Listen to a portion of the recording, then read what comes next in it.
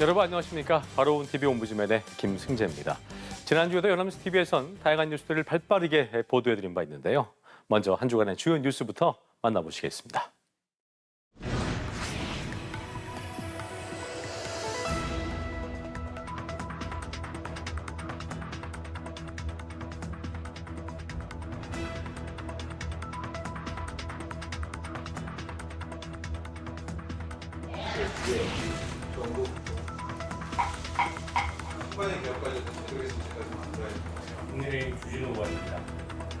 선거관리위원회의 안일한 대처 등 선거행정 전반에 대한 철저한 진상조사를 통하여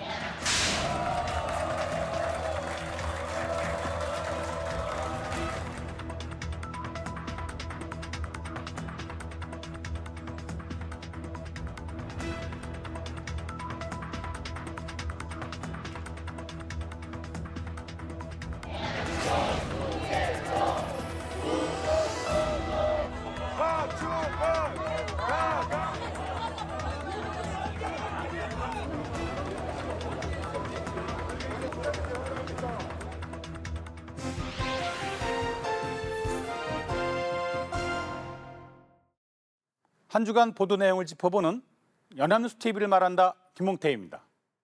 지난주 뉴스 리뷰에서는 정부가 우리 경제에 대해 경기 회복 흐름이 이어지고 있다고 하지만 물가와 고용 등 부담이 우려되는 상황이라는 진단을 내놨다고 전했습니다. 정부가 매달 우리 경제 상황에 대해 진단한 내용을 담아 발표하는 최근 경제 동향 그린북 6월호에서 재정경제부는 최근 우리 경제가 회복 흐름이 이어지고 있지만 중동 전쟁에 따른 불확실성이 지속되고 있다는 평가인데요. 중동 여파에 지난달 소비자 물가는 3% 넘게 뛰었고 고용은 1년 5개월 만에 감소세로 돌아선 상황입니다. 지난 3월부터 석 달 연속 등장했던 경기 하방 위험 단어가 빠지고 불확실성이라는 표현이 새로 등장한 건데요. 중동발 불안이 존재하지만 최근 경제협력개발기구, OECD 등 국내 기관에서 우리 경제 성장률 전망치를 상향 조정한 점 등이 반영됐습니다. 하지만 중동 여파로 인한 물가 상승과 청년층을 중심으로 한 고용 한파는 부담 요인으로 지목됐는데요. 지난달 취업자는 1년 전보다 4만 명 줄어 지난 2024년 12월 이후 처음으로 감소세로 돌아섰고 청년층 취업자는 25만 명 넘게 줄었는데요. 그린북에 고용 불안 우려라는 표현이 담긴 건 비상계엄 사태가 있었던 지난 2025년 1월 이후 1년 5개월 만에 처음이라고 합니다.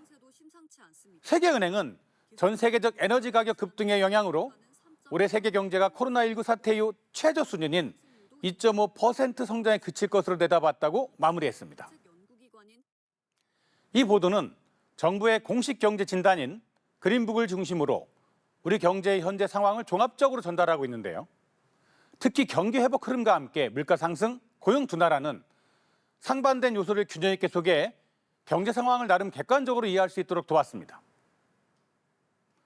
또한 경기 하방 위험이라는 표현이 사라지고 불확실성이라는 표현이 새롭게 등장한 배경을 설명하며 정부의 경제 인식 변화를 짚어준 점도 임팩트 있는 부분인데요.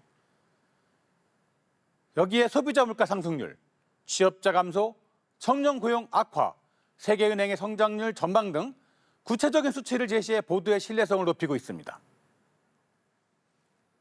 하지만 물가 상승과 고용 악화가 국민 생활에 실제로 어떤 영향을 미치는지 현장 사례가 있었으면 좋았을 것인데요. 예를 들어 청년 구직자, 자영업자, 직장인 등의 인터뷰를 통해 체감 경기 상황을 함께 전달했다면 시청자들이 더 공감할 수 있었을 것입니다. 또한 중동 전쟁으로 인한 국제유가 상승이 국내 물가에 어떤 경로로 영향을 미치는지, 향후 금리와 환율에는 어떤 변화가 예상되는지에 대한 설명이 필요해 보이기도 했습니다. 추후 경제 지표와 함께 국민 생활과 연결된 의미를 분석하는 보도가 필요해 보이는데요. 특히 청년 고용 감소의 원인과 해결 방안, 물가 상승에 대응하기 위한 정부 정책 효과 등 이런 것들을 지속적으로 점검한다면 방송의 완성도가 더욱 높아질 것으로 보입니다. 지난주 뉴스 리뷰에서는 신현성 한국은행 총재가 늦지 않게 금리 인상을 하겠다고 재차 강조했다면서 물가와 집값, 환율까지 한 방향을 가리키고 있다는 판단인데요. 시장의 관심은 이제 인상 시기와 폭으로 옮겨가고 있다고 전했습니다. 한은에 거듭된 인상 신호는 시장의 7월 인상 전망에도 힘을 싣고 있는데요. 실제 국내 소비자 물가는 3%를 웃돌며 하는 목표치인 2%를 크게 상회하고 있으며 유가도 쉽게 잡히지 않고 있습니다. 환율이 장기간 1,500원을 웃돌고 있는 것도 문제라고 전했습니다.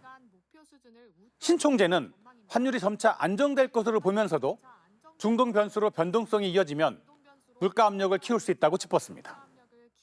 관건은 금리 인상의 시기와 폭인데요. 금통위원들이 6개월 뒤 금리 전망을 담은 점도표에서는 3.25%를 가리키는 점도 등장했습니다. 다만 새로운 내관은 비투인데요. 신 총재 역시 과도한 차입 투자가 시장 변동성을 키울 수 있다고 경고했습니다. 금리 인상이 불가피해진 가운데 한은이 어떤 속도로 긴축 페달을 밟을지 관심이 쏠린다고 마무리했습니다. 이 보도는 한국은행의 금리 인상 가능성을 중심으로 물가, 환율, 가계부채 등 주요 경제 현안을 종합적으로 설명하고 있는데요.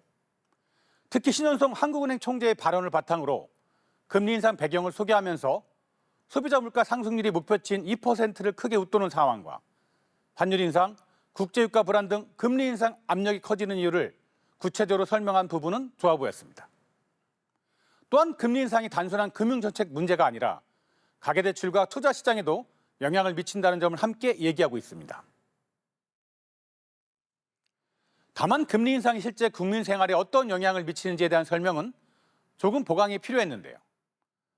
주택담보대출을 보유한 가계의 이자 부담이 얼마나 증가할 수 있는지, 예금 금리는 얼마나 오를 수 있는지, 자영업자와 기업의 자금 조달 비용은 어떻게 달라지는지 등 설명이 필요해 보였습니다. 또한 금리 인상의 긍정적 효과인 물가 안정과 부동산 시장 과열 억제 효과와 함께 경기 둔화 가능성이라는 부정적 측면도 전달했다면 조금은 더 균형 잡힌 보도가 되었을 것입니다. 그리고 해외 주요국의 금리 정책과 비교해 우리나라가 어떤 위치에 있는지도 설명한다면 시청자들의 이해를 높일 수 있었을 것입니다. 와이드 08에서는 범죄 수법은 기술의 발전과 함께 끊임없이 진화하고 있다면서 최근에는 AI를 악용한 딥페이크와 보이스피싱 범죄가 빠르게 늘어나면서 시민들의 불안도 커지고 있다고 전하면서 올해 호국 보국의 달을 맞아 미래 범죄에 맞서고 있는 치안 영웅들을 취재했다고 전했습니다. 수화기 넘어 들려오는 울면서 전화하는 아이의 목소리에 엄마는 순식간에 패닉에 빠지지만 아이 목소리는 AI로 만든 가짜로 신종 보이스피싱 수법이라고 합니다. 화면에 나타나고 있는 온라인 채팅앱에서 만나 돈을 요구한 긴 머리의 여성 역시 딥페이크 기술로 만든 가상인물이며 신문 형태의 조작물, 선거 후보의 딥페이크 영상 등 가짜뉴스 유포에도 AI가 동원되는 등 AI 범죄는 이미 우리 일상 깊숙이 파고들었다고 합니다. 기술의 발달로 범죄 진입 장벽 자체가 낮아지면서 이 같은 사이버 범죄는 지난해 36만 건으로 3년 새 약 57% 급증했다고 합니다. 이에 맞서 경찰도 AI를 활용한 대응 체계를 고도화하고 있는데요. 통화 데이터를 AI로 분석해 피싱 시도를 사전에 탐지하고 범행에 이용된 번호와 통화 패턴을 학습해 범죄에 사용된 가능성 있는 전화번호를 미리 차단하고 있다고 전했습니다.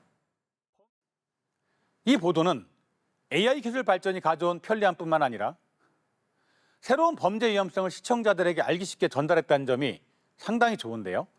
특히 AI 음성 복제 보이스피싱, 딥페이크 영상, 가상인물을 이용한 사기 등 실제 사례를 통해 미래 범죄가 이미 현실이 되었음을 보여주었고 경찰이 AI 기술을 활용해 범죄에 대응하고 있다는 점도 함께 소개하고 있습니다. 또한 사이버 범죄가 3년 새 약 57% 증가했다는 통계와 현장 경찰과 인터뷰를 통해 문제의 심각성을 전달한 점도 좋아 보입니다. 그리고 추가적으로 AI 범죄의 위험성을 설명하는 데 그치지 말고 시청자들이 실제로 피해를 예방할 수 있는 구체적인 방법을 상세히 소개했다면 더 좋았을 것입니다.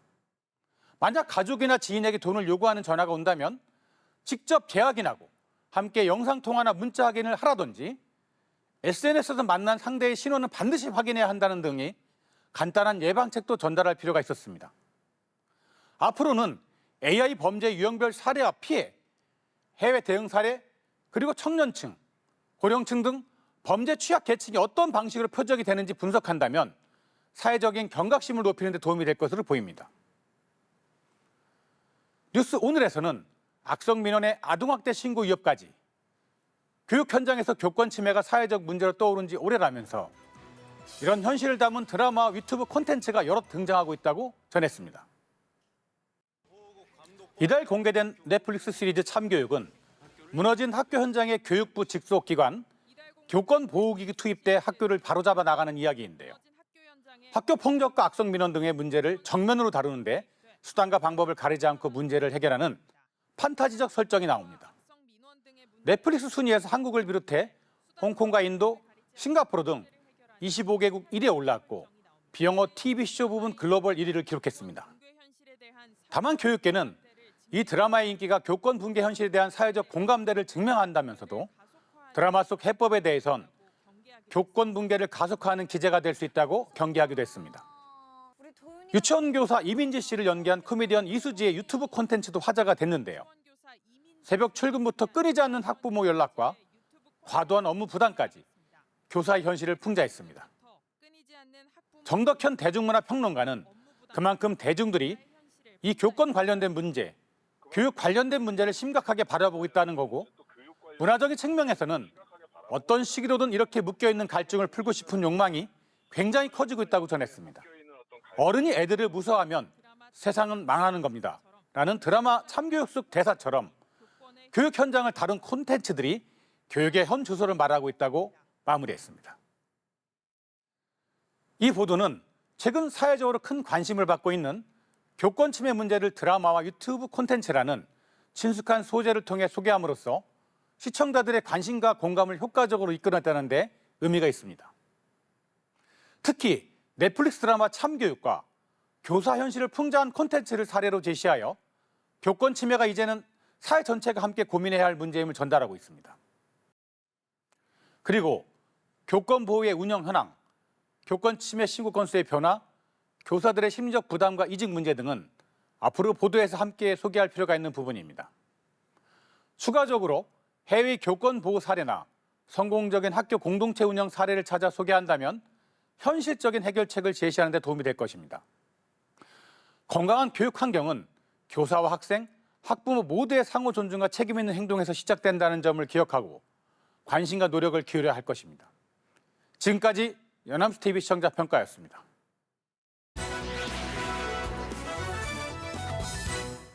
네, 이번 시간은 주말에 방영되는 제작 프로그램을 대학생의 시선으로 분석 및 평가해보는 시간이죠. 캠퍼스 TV 리포트입니다. 이번 주에는 서울대학교 이수환 학생과 함께하겠습니다. 어서 오십시오. 안녕하세요. 자, 수환 학생 지난주에 어떤 프로그램 모니터링했습니까? 네, 저는 매주 토요일 방송되는 찾아라 성공 레시피를 모니터링했습니다. 이번 방송에선 조달청의 혁신 조달 정책과 혁신 제품을 소개했는데요. 리튬이온 배터리 전용 소화기부터 초소형 엑스레이, AI로 암을 진단하고 치료하는 기술까지 우리나라 중소기업의 혁신 기술들과 조달청의 지원 사례를 보여줍니다. 자세한 내용 화면으로 함께 보시죠.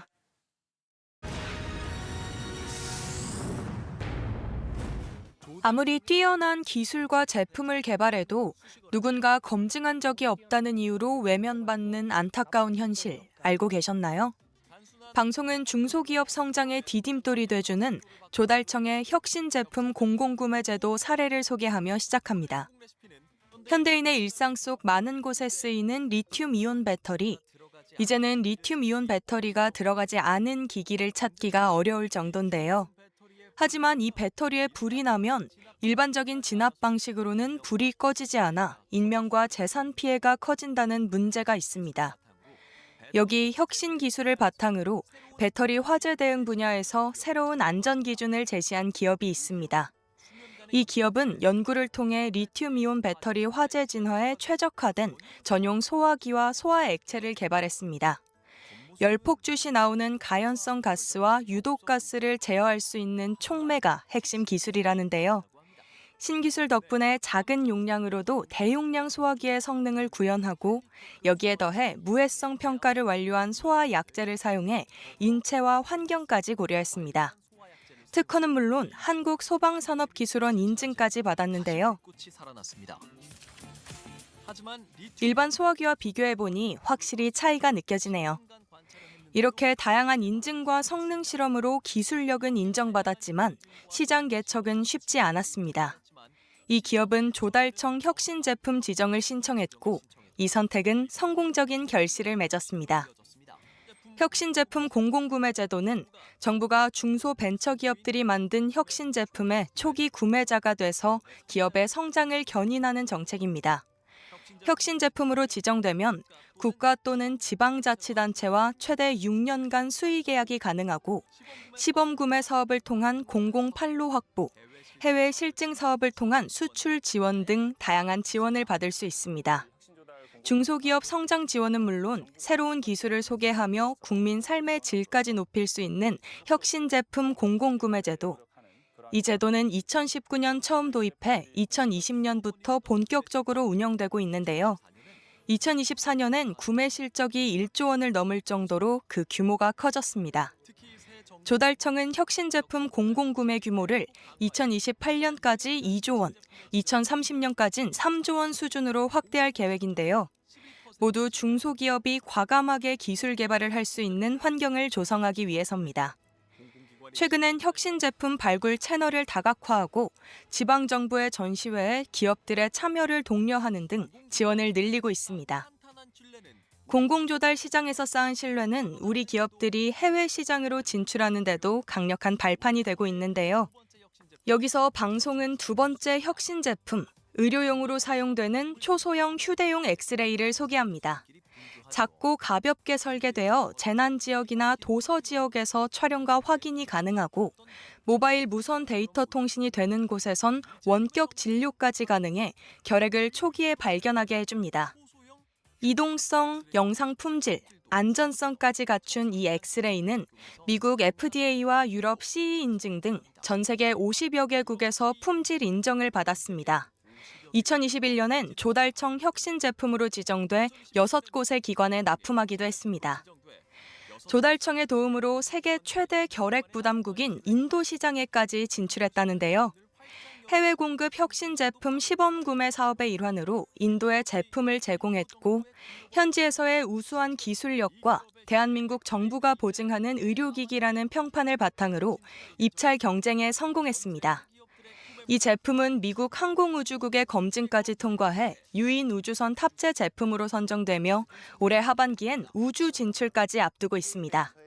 이번 선정은 K벤처의 기술력이 세계 최고 수준임을 입증했다는 점에서 더 큰 의미를 갖는다고 하네요. 조달청은 혁신 제품 해외 실증 시범 구매 예산을 지난해 140억 원에서 올해 200억 원으로 대폭 확대했습니다. 더불어 해외 실증 유형을 다양화해 다양한 혁신 기술을 가진 기업들이 더 넓은 무대로 진출할 수 있도록 지원할 방침입니다. 마지막으로 소개된 기업은 인공지능 기술을 통해 의료 데이터를 분석하여 암을 효과적으로 진단하고 치료하는 기술을 개발하고 있습니다. 이 기업의 암 진단 솔루션은 AI로 흉부 엑스레이와 유방 촬영 영상을 분석해 의심 병변을 빠르게 탐지하고 정확한 판독을 돕습니다.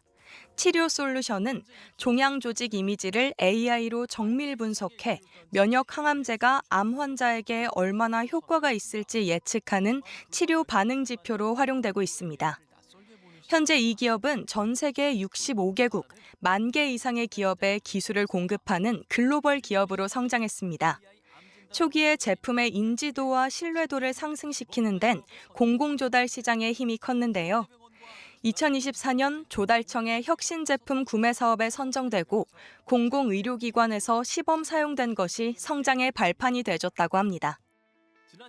지난 1년간 조달청 혁신 제품 중 AI, 로봇 같은 첨단 전략 산업 제품 지정은 전년도 같은 기간 대비 44% 증가했습니다. 전 세계적으로 기술 개발 경쟁이 치열해지고 있는 만큼 앞으로 공공조달 시장을 적극 활용해 미래 핵심 분야 기업의 성장을 지원할 예정이라고 하네요. 조달청의 혁신 조달 정책이 앞으로도 우리 기업들의 거침없는 도전에 든든한 출발점이 될 수 있길 응원한다는 말과 함께 방송은 마무리됩니다. 자, 모니터링한 내용 잘 봤습니다. 수환 학생 이번 찾아라 성공 레시피 보면서 어떤 점이 가장 와닿았어요? 네, 저는 이번 방송을 보면서 혁신적인 기술들에 한번 놀라고 조달청의 효과적인 지원 제도에 또 한 번 놀랐는데요. 사실 새로운 기술과 제품이 만들어지기도 어렵지만 시장에서 받아들여지고 성공하긴 더 어려운 게 현실이잖아요. 그렇죠. 조달청의 혁신 조달 정책 덕분에 신기술이 활발하게 소개되면서 국민 삶의 질 향상은 물론 세계 시장에도 진출하고 있는 모습이 인상적이었습니다. 공공조달 시장의 규모가 커지고 있는 만큼 또 어떤 혁신 기술이 우리 일상에 들어올지 기대해봐도 좋을 것 같습니다. 네, 기대가 되는군요. 지금까지 서울대학교 이수환 학생과 함께했습니다. 오늘 말씀 고맙습니다. 고맙습니다.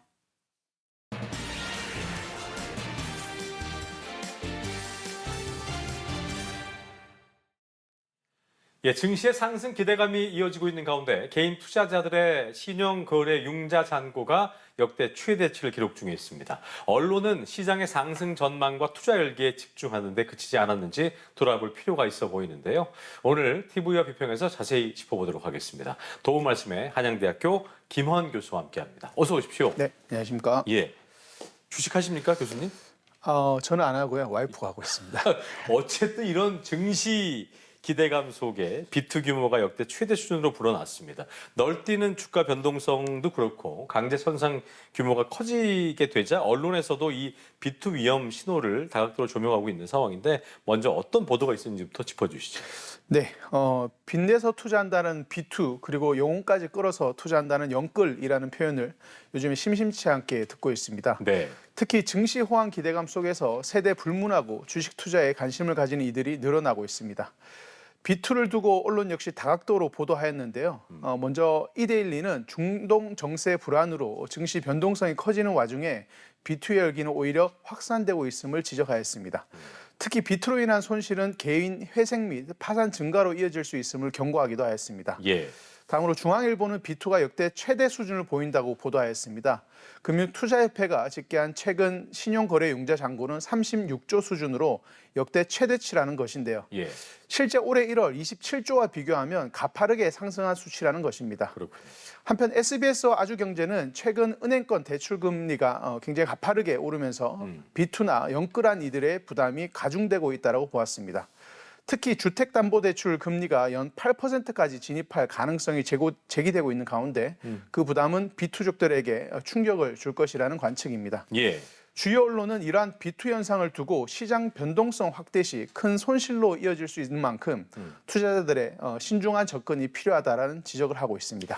자, 가계부채까지 사상 최대 규모로 급증을 하면서 정부 역시 말씀하신 대로 B2 리스크를 예의주시하는 모습인데 정부 대응에 대해서 언론들 어떻게 좀 보도를 하고 있습니까? 네, 증시 환랑에 따른 B2 증가에 대해 금융당국 역시 예의주시하고 있습니다. 예.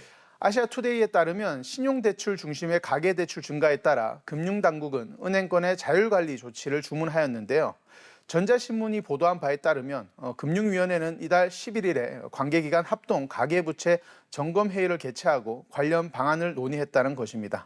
금융당국은 가계부채 증가 추세가 안정화될 때까지 관리 목표 미준수 금융회사를 대상으로 점검회의를 매주 개최해 이행 현황을 집중적으로 점검한다는 것입니다. 예. 사실상 금융권에 대해 자율규제를 요청한 것인데요. 연합뉴스TV와 뉴스원 등은 금융당국이 자율규제를 주문한 지 하루 만에 은행권은 신용대출과 마이너스 통장 한도를 줄이고 금리 인상과 비대면 판매 채널 차단 등 비상 대응 체제에 돌입했다고 보도하였습니다. 예. 예를 들어 KB국민은행의 경우 일반 신용대출의 최대 한도와 마이너스 통장 최대 한도를 제한하였고 신한은행 역시 신용대출 선제적 관리 방안을 시행하여 사용률이 낮은 마이너스 통장에 대해 한도를 감액한다라고 밝혔습니다. 예. 또한 연합뉴스의 보도에 따르면 우리은행에서도 비대면으로 이뤄지는 신용대출 갈아타기 상품 접수를 중단하고 네이버나 카카오, 토스 등 대출 비교 플랫폼을 통해 유입되는 신용대출 접수를 막는다고 밝혔습니다. 정리하자면 금융당국과 금융권 모두 B2 열기가 가계부채 불안으로 번지는 것을 막기 위해 대응 수위를 높이고 있다라고 볼 수 있습니다. 그렇군요. 예, 주식 투자는 뭐 아시다시피 대표적인 위험 자산 중에 하나인데 때문에 이제 손쉽게 빚을 내서 위험한 투자에 나설 수 있는 거래 방식이라든가 구조적인 문제도 좀 따져볼 필요가 있어 보이는데요. 관련한 보도는 좀 어땠습니까? 네, 최근 언론은 B2를 개인의 투자 판단 문제로만 보기 어렵다고 분석하고 있습니다. 위험자산 투자에 대한 대규모 자금이 유입되는 구조와 이를 뒷받침하는 금융시장의 취약성을 함께 지적하고 있습니다. 예. 먼저 파이낸셜 뉴스는 사설을 통해 B2가 단순히 개인 투자자의 무리한 투자 행태로만 해석해서는 안 된다라고 지적하고 있습니다. B2는 한국 자산 시장이 개인의 단기 직접 투자에 크게 의존하고 있고 연기금이나 기관 투자자와 같은 장기 자금의 완충 역할이 충분하지 않은 구조적 문제의 방증이라는 것인데요. 결국 금융자금이 기업과 산업으로 흘러가기보다는 단기 자산 시장으로 몰리는 구조가 B2와 시장 변동성을 키우고 있다는 것입니다. 예. 한편 서울신문은 전문가 인터뷰를 통해 지금처럼 신용으로 투자한 돈이 크게 늘어나면 나중에 주가가 하락할 경우 강제 매도가 한꺼번에 쏟아질 수 있어 시장에 부담이 될 수 있다고 보았습니다. 예. 이 경우 주식은 팔아도 개미 투자자들에게는 갚아야 할 대출이 남는다는 것인데요. 뉴시스에 따르면 결국 투자 실패는 채무 부담으로 이어지고 예. 이는 연체나 회생, 파산 등을 야기할 수 있다는 것입니다. 따라서 B2는 금융시장을 넘어 가계 경제의 문제로도 이어질 수 있다라고 언론은 지적하고 있습니다. 예. 자, 어쨌든 현 정부 들어서 지난해부터 이어진 역대급 증시 호황 속에 언론 역시 이제 B2의 어떤 위험성에 대해서 충분히 설명을 하고 또 경고했는지 되레 또 부추긴 면은 없었는지 좀 돌아봐야 될 시점인 것 같은데 교수님께서는 이 부분에 대해서 어떻게 평가를 좀 하시겠습니까? 네, 말씀하신 대로 지난해부터 국내 증시는 이른바 역대급 호황이라는 평가를 받을 정도로 강세를 이어가고 있습니다. 예. 코스피가 사상 최고치를 경신하고 신용거래 융자 잔고 역시 연일 최고 수준을 기록하면서 투자 열기가 그 어느 때보다 뜨거운 상황입니다. 언론 역시 이러한 흐름을 전하면서 증시 훈풍, 주식 광풍, 개미들의 축제와 같은 표현을 사용해 왔는데요. 실제로 시장이 호황 국면에 있는 것은 그 자체를 부정할 수는 없습니다. 다만 문제는 일부 보도들이 투자에 따른 수익 가능성에 지나치게 주목한 나머지 예. 투자 위험성과 손실 가능성에 대한 설명은 상대적으로 부족하다는 것입니다. 특히 특정 종목의 급등 사례나 성공담을 반복적으로 조명하면서 마치 지금 투자하면 누구나 큰 수익을 얻을 수 있을 것 같은 기대감을 조성할 우려가 있다는 것입니다. 예. 주식 투자는 단순히 언론에 자주 등장하는 기업이나 유행하는 산업에 투자한다고 해서 성공이 보장되는 것은 아닙니다. 기업의 실적과 재무 구조, 그리고 산업의 성장 가능성, 그리고 투자자가 감당할 수 있는 위험 수준 등을 종합적으로 고려해야 하는 장기적인 의사결정 과정이라고 할 수 있는데요. 그렇죠. 그럼에도 불구하고 일부 언론은 시장의 상승 요인과 기대감은 크게 다루면서도 투자 위험이나 과도한 레버리지 문제, 그리고 하락장에 대한 경고는 상대적으로 충분히 전달하지 못한 측면이 있습니다. 그렇군요. 자, 매일같이 코스피의 이 급등락 수치가 보도되면서 뭐 이런 말도 있잖아요. 롤러 코스피다 뭐 네. 이런 말이 있는데 개인 투자자를 좀 보호를 하고 건전한 투자를 유도하기 위해서 언론의 역할이 그 어느 때보다 좀 중요해 보이는 것 같거든요. 끝으로 한 말씀 듣고 마무리하겠습니다. 네, 맞습니다. 최근 증시 호황 분위기 속에서 이제 막 주식 투자에 관심을 가지기 시작한 개미 투자자들에게 언론은 합리적 판단을 위한 중요한 정보 창구를 할 수 있습니다. 예.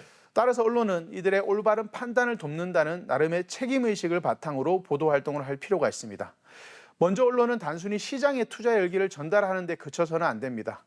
투자에 따른 기회는 물론 동시에 어떤 위험성이 있는지 균형 있게 설명할 필요가 있습니다. 특히 주가 상승 국면에서는 수익 가능성만 부각되기 굉장히 쉬운데 예. 투자 손실 가능성과 과도한 레버리지 위험성도 함께 전달해야 합니다. 다음으로 언론은 개인 투자자가 장기적인 관점에서 시장을 바라볼 수 있는 안목을 기르는 데 도움을 줘야 합니다. 예. 이를 위해서는 여러 기업의 실적과 산업 전망, 그리고 경제 환경 등 투자 판단에 필요한 기초 정보를 충실히 제공하는 역할이 중요합니다. 또한 이러한 정보를 수집하고 해석할 수 있는 방법을 알리는 일종의 금융 교육의 창구로서 언론의 역할도 중요하다고 할 수 있습니다. 예. 마지막으로 언론은 증시 호황과 관련된 표면적 이슈를 넘어서 구조적 원인을 분석하는 보도를 해야 할 것입니다. 예를 들어 B2 현상은 단순히 개인의 탐욕에서 비롯되는 것인지 아니면 빚을 내서라도 투자할 수밖에 없는 사회적 압박이나 분위기가 존재하는 것인지 예. 그 배경을 조명하는 것 역시 언론의 역할이라고 할 수 있습니다. 대중이 구조적 원인을 이해할 때 보다 근본적인 해결책에 대한 사회적 논의도 가능해질 것입니다. 그렇군요.